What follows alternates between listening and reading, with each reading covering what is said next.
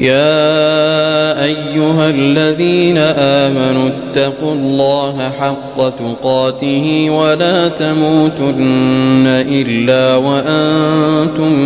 مسلمون واعتصموا بحبل الله جميعا ولا تفرقوا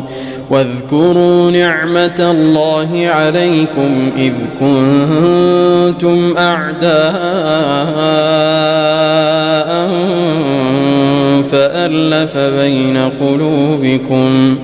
فألف بين قلوبكم فأصبحتم بنعمته